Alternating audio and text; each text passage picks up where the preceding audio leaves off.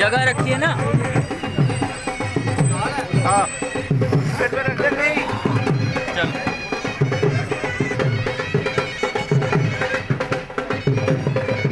Side side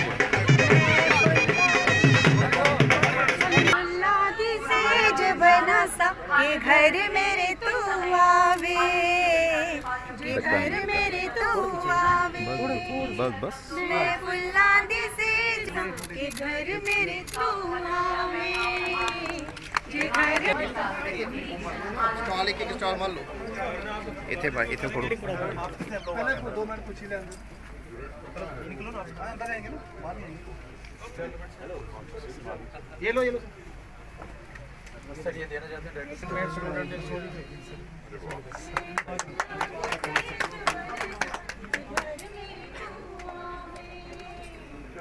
okay okay घर मेरे तू आवे, मैं फुल्लांदी से घर मेरे तू आवे।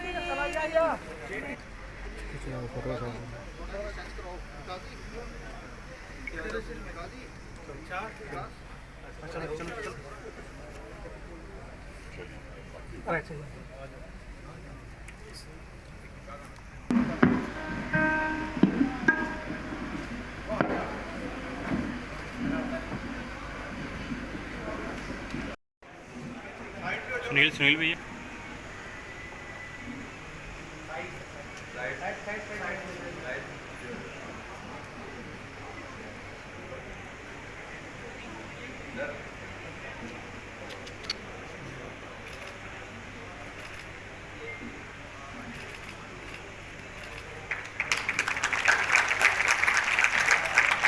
ये उद्देश्य विस्थापित समुदाय की पारंपरिक पगड़ी पहनाकर अतिथि सत्कार किया गया है। ये चूनर प्रतीक है उस आध्यात्म का कि वो रक्षा का हाथ, वो कवच सदैव इनके ऊपर बना रहेगा। आत्म का एक प्रतीक कृपान देने के लिए मंच पर आमंत्रित कर रही हूँ सरदार सुरेंद्र सिंह।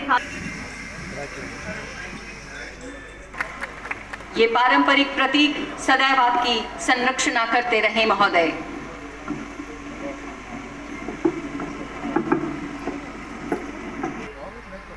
आप सभी से अनुरोध, कृपया राष्ट्रगान के सम्मान में खड़े रहें।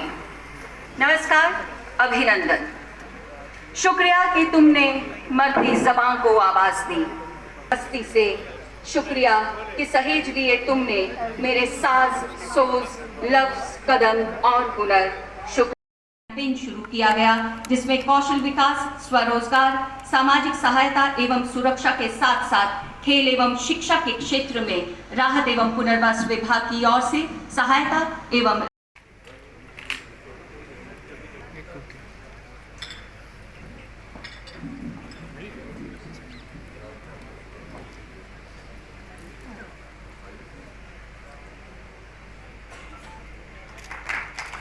स्मृतिधीन पुस्तक एवं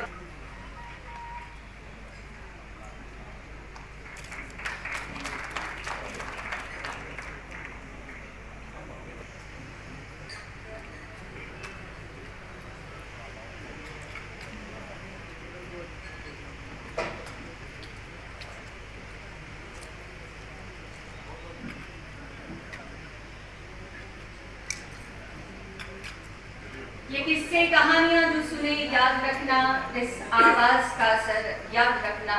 जिंदगी तुम दगा देना बेशक, मगर इस उम्र का सफर याद रखना। आप सभी का विधिवत स्वागत करने के लिए आमंत्रण देना चाह रही हूँ डेप्यूटी PRO नेहा कश्यप जी को।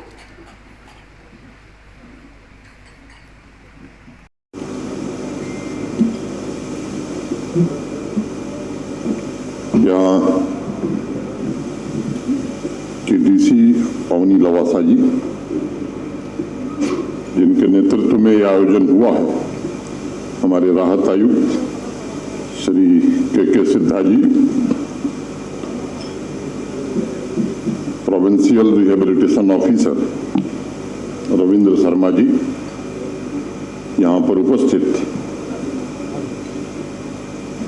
मैं विस्थापित शब्द का इस्तेमाल करूं, इसमें मुझे शर्मिंदगी महसूस हो रही है।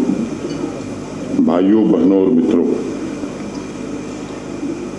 अभी मेरे पूर्व के वक्ता ने एक हृदय विदारक दृश्य का संक्षिप्त विवरण हम सबके सामने प्रस्तुत किया है। ये सच है कि 22 अक्टूबर 1947 को एक कायराने हमले में आपके अनेक पूर्वज जो शहीद हुए, उनको मैं श्रद्धांजलि देता हूं, उन्हें नमन करता हूं। ये मुझे लगता है कोई भूल नहीं सकता है कि पड़ोसी मुल्क के अत्याचारों की वजह से हजारों परिवार उजड़ गए, लाखों सपनों को रौंद दिया गया। लंबे समय से जो दंश आप झेल रहे हैं, उस दर्द को समझा ही नहीं, महसूस किया जा सकता है। आज जो शुरुआत हुई है, एक कोशिश है प्रशासन आप तक स्वयं पहुंचे और जो सरकारी योजनाएं हैं उनका तो 100% लाभ आपको मिले ही। जैसा के सिद्धा ने बताया कि केवल सरकारी योजनाओं का लाभ नहीं, बल्कि आपके बीच प्रशासन इसलिए आया है कि जिनको भी रोजगार करना है, कोई उसकी सीमा नहीं है। जितनी संख्या में लोग, खासतौर से हमारे नौजवान भाई बहन स्वरोजगार करना चाहते हैं, कोई पैसे की कमी नहीं होने दी जाएगी। सम्मानपूर्वक लंबे समय तक समाज नहीं जीता है, स्वयं के पुरुषार्थ से मैं समझता हूं कि इतिहास बनाया जाता है। आपके पूर्वजों का जो इतिहास है, इतिहास पर गर्व करिए, उससे सबक लेते हुए मैं आपसे निवेदन करना चाहता हूं। ये ठीक है, माननीय प्रधानमंत्री जी का आपने आभार व्यक्त किया। वास्तव में प्रधानमंत्री जी के ऐतिहासिक फैसले के कारण 5 अगस्त 2019 के बाद असंख्य ऐसे लोग जो लंबे समय से अपने मौलिक अधिकारों से वंचित थे, केवल मौलिक अधिकार नहीं बल्कि सामाजिक अधिकारों से वंचित थे, आर्थिक अधिकारों से वंचित थे, उस ऐतिहासिक निर्णय से ढेर सारे लोगों का जीवन बदला है। लेकिन वक्त का पहिया जिस रफ्तार से घूम रहा है, आप भारत माता की संतान हैं और हम आज दुनिया की 5वीं बड़ी अर्थव्यवस्था बन गए हैं, उस देश को पीछे छोड़ करके जिस देश के हम गुलाम हुआ करते थे। अब भारत लक्ष्य लेकर चल रहा है कि आने वाले दिनों में हमें दुनिया की तीसरी बड़ी अर्थव्यवस्था बननी है और उस तीसरी बड़ी अर्थव्यवस्था में आपका योगदान भी किसी से कम न हो। मैं समझता हूं ये संकल्प आज लेने की जरूरत है और इसलिए काफी विस्तार से सिद्धा जी ने बताया है, मैं उसके विस्तार में नहीं जाना चाहता हूं। आप सबको मालूम है कि अभी कश्मीरी भाइयों के लिए भी एक कैंप का आयोजन हुआ, उसका विस्तार से विवरण सिद्धा जी आपको उपलब्ध कराएंगे। ढेर सारे नौजवान, हमारी बहनें, हमारे बच्चे आगे बढ़ करके रोजगार के लिए आगे आ रहे हैं, सेल्फ एम्प्लॉयमेंट के लिए आगे आ रहे हैं और बैंकों को ये निर्देश दिया गया है कि इसमें कोई सीमा नहीं है। जितने नौजवान खुद इंटरप्रेन्योर बनना चाहते हैं उनको ट्रेनिंग भी दी जाएगी, उनकी हैंड होल्डिंग भी की जाएगी और उनको पूरी आर्थिक सहायता भी दी जाएगी। ये मैं आपको भरोसा देने आया हूं। प्रतिशत सफलता भी इसमें हमें जरूर मिलेगी। कपूर साहब ने बताया 7 नवंबर 2015 को जब माननीय प्रधानमंत्री जी श्री नरेंद्र मोदी जी जम्मू कश्मीर आए थे, तो पाकिस्तान अधिकृत जम्मू कश्मीर तथा छम्म के विस्थापितों के लिए वन टाइम सेंट्रल असिस्टेंस की घोषणा उन्होंने की थी। 27,368 परिवारों को 34,463 लोगों की स्वीकृति प्रदान की गई। 34,000 में चिन्हित किए गए, 34,002 मामले गृह मंत्रालय को भेजे गए, जिसमें 33,636 लोगों को 1452.33 करोड़ रुपए की धनराशि वितरित कर दी गई। आपसे मैं पहले भी मिला हूं, आपकी भावना से मैं अवगत हूं। सरकारी जो भी योजनाएं चलती हैं उनकी एक समय सीमा निर्धारित होती है। समय सीमा समाप्त होने के बाद फिर से उस योजना को लागू करना सरकार के लिए कठिन होता है, लेकिन आपकी भावना का मैं सम्मान करता हूं और आपको भरोसा देता हूं कि उस दिशा में भी प्रभावी कार्रवाई आने वाले दिनों में की जाएगी।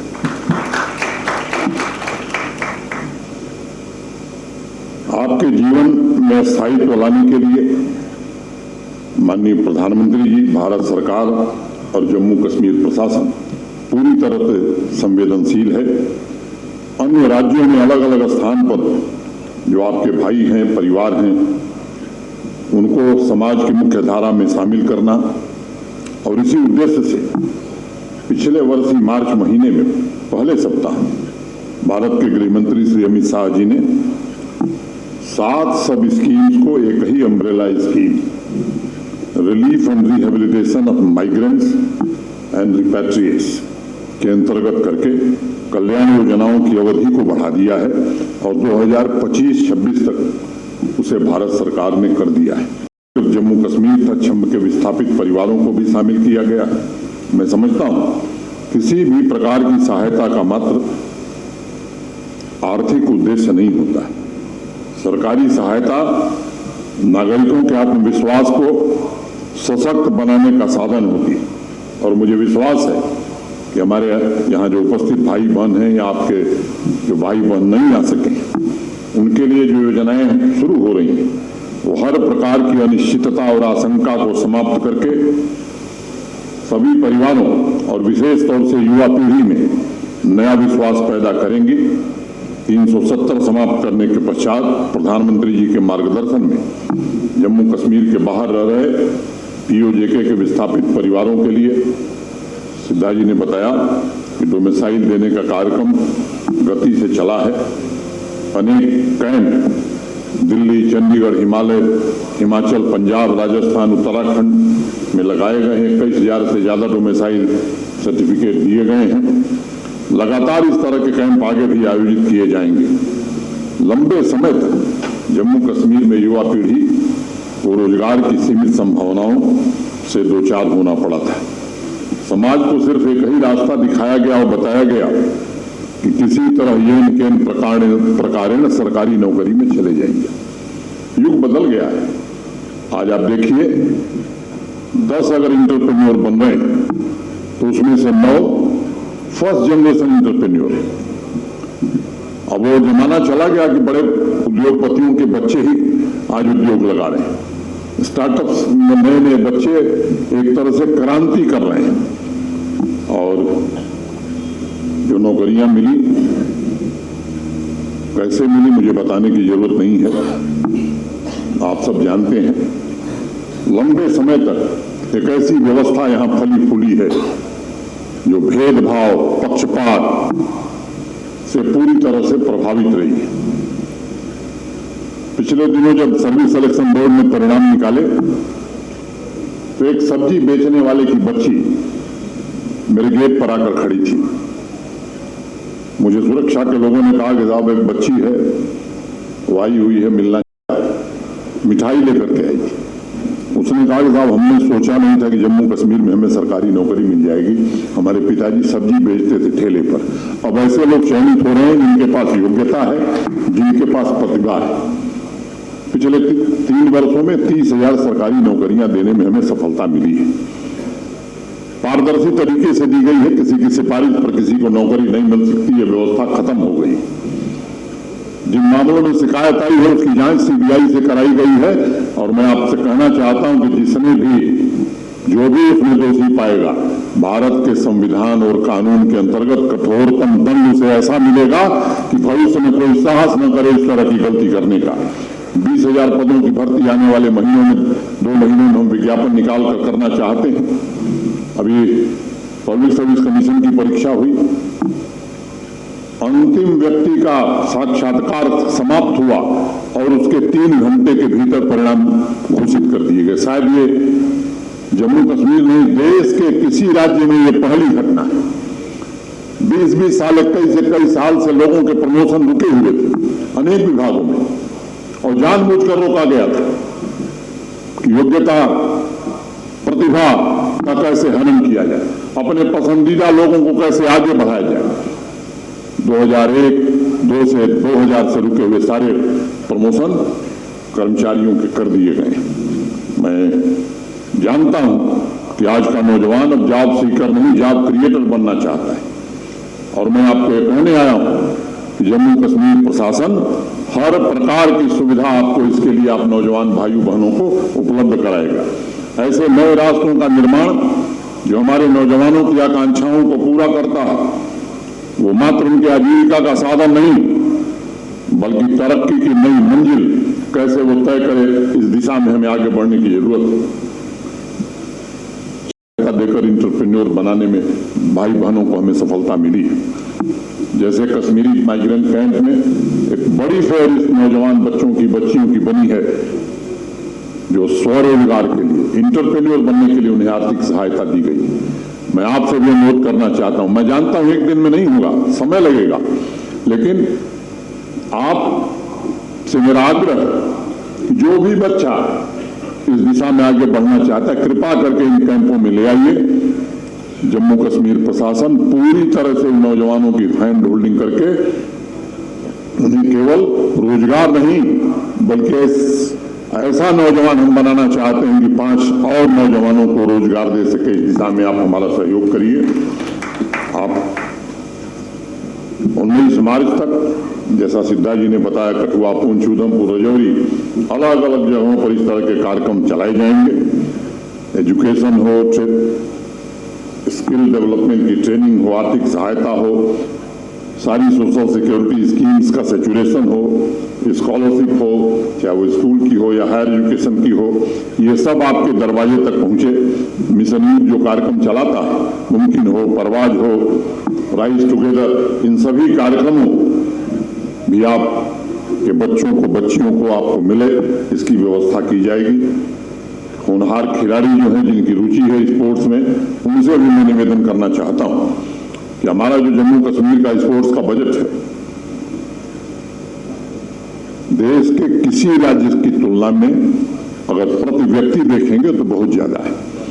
और 3 वर्षों में जो स्पोर्ट्स इंफ्रास्ट्रक्चर जम्मू कश्मीर में बना है, मैं आभारी हूं माननीय प्रधानमंत्री जी का, जिन्होंने पीएमडीपी के अंतर्गत ढेर सारे प्रोजेक्ट जम्मू कश्मीर को दिए। और आज मैं कह सकता हूं कि देश के बाकी राज्यों की तुलना में हमारा स्पोर्ट्स इंफ्रास्ट्रक्चर काफी बेहतरीन हो गया है। इस वर्ष में 50 लाख नौजवानों ने खेल में हिस्सा लिया है। यह सामान्य आंकड़ा नहीं है। 1 करोड़ 30-35 लाख की आबादी में 50 लाख लोग खेलों में भाग लें, यह कभी सोचा नहीं था। हम कोशिश कर रहे हैं, जनपदों का डिस्ट्रिक्ट कैपेक्स भी बढ़ाया गया है। किसान भाई समृद्ध हो, इसके लिए एक बड़ी महत्वाकांक्षी योजना 5013 करोड़ की हम लोगों ने स्वीकृत की है, क्योंकि हम ये जानते हैं कि लगभग 13 लाख परिवार हैं जम्मू कश्मीर के। 70% आबादी एग्रीकल्चर और एलाइड सेक्टर पर निर्भर है, उसका जीवन।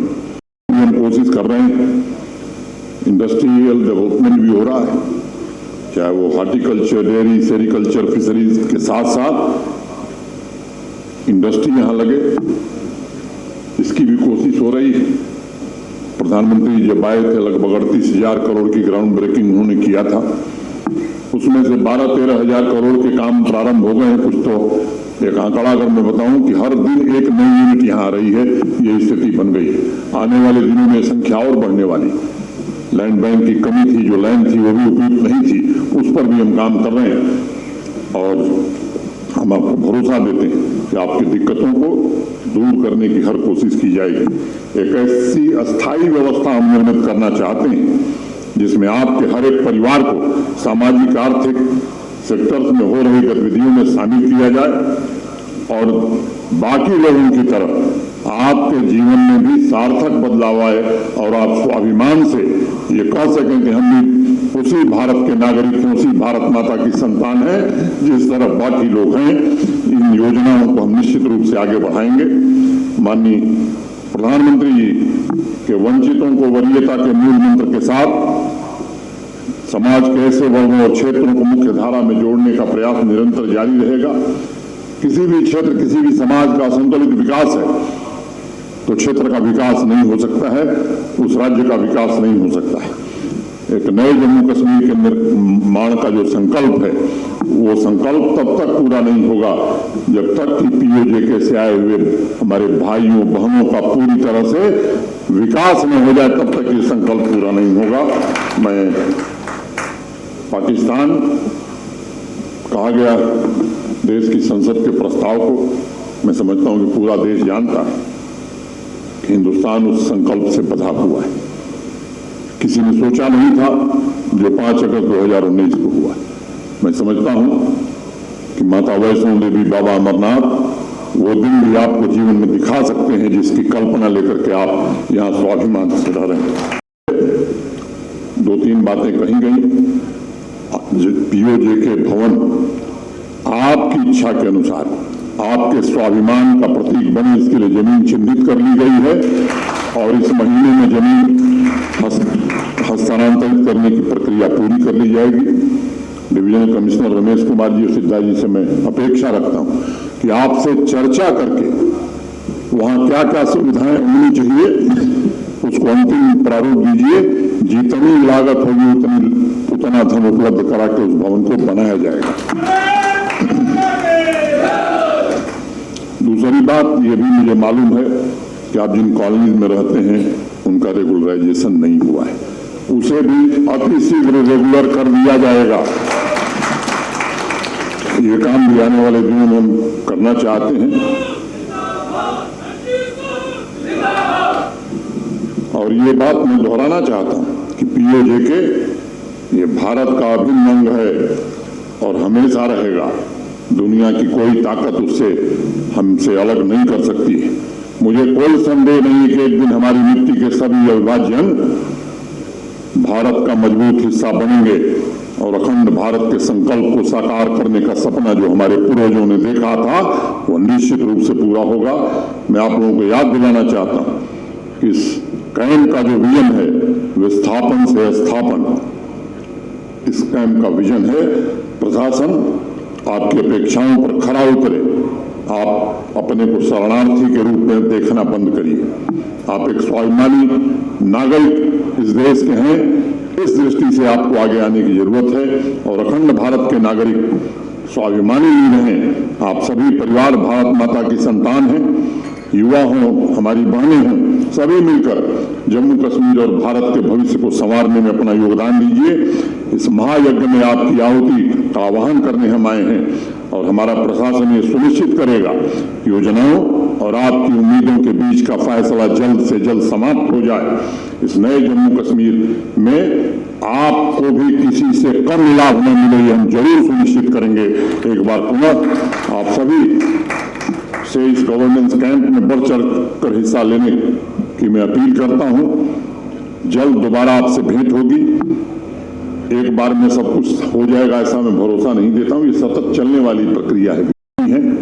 कैंप के बाद फिर हम सब मिलेंगे, चर्चा करेंगे और इतना मैं जरूर कह सकता हूं कि आपकी उम्मीदों, आपके सपनों को पूरा करने की जिम्मेदारी पूरी शिद्दत से हमारा प्रशासन उठाएगा और आत्मनिर्भर जम्मू कश्मीर, आत्मनिर्भर भारत के निर्माण में आपका योगदान किसी से भी आगे रहे, यह स्थिति हम देखना चाहते हैं।